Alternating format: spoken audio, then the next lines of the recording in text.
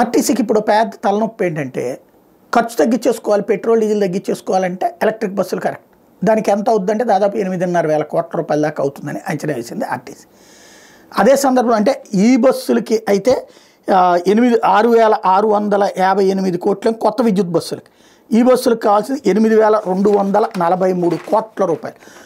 కొత్తగా కొనే బస్సులకి ఒకటి, ఛార్జింగ్ పాయింట్లు, హై వోల్టేజ్ లైన్లు, ఇతర వసతులకి 973 కోట్లు, కొత్త డిపోల నిర్మాణం, పరికరాల కొనుగోలుకి 462 కోట్లు, డీజిల్ బస్సుల్ని రెట్రో ప్రింట్ ఫిట్టింగ్కి 150 కోట్ల రూపాయలు అవసరం. అంటే ఆల్రెడీ ఉన్న బస్సుల్ని మార్చి డీజిల్ బస్సుల్లో ఆ ఇంజిన్ అది బీకేసి ఇవి తయారు చేయడం అన్నటువంటిది కీలకం.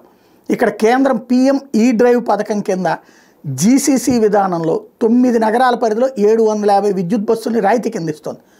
అది అద్దె ప్రాతిపదికన తీసుకునే 12 మీటర్ల పొడవు ఉండే బస్సుకి 24 రూపాయలు, 9 మీటర్ల బస్సుకి 22 రూపాయలు చొప్పున 12 ఏళ్ల పాటు రాయితీ ఇస్తుంది.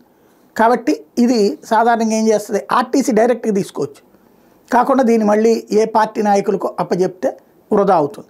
ఇకపోతే వసతులు, ఛార్జింగ్ పాయింట్లే ఆర్టీసీకి అత్యంత ముఖ్యమైనటువంటిది. ఎందుకు అంటే ఎక్కడికక్కడ బస్సులు ఛార్జింగ్ ఎప్పటికప్పుడు చూసుకోవడం కానీ, ఛార్జింగ్కి సంబంధించిన ఏర్పాట్లు కానీ కావాలి. ప్రస్తుతం రాష్ట్ర వ్యాప్తంగా ఛార్జింగ్ పాయింట్ల కొరత కారణంగానే ఎలక్ట్రిక్ వాహనాల వినియోగం తక్కువగా ఉంది.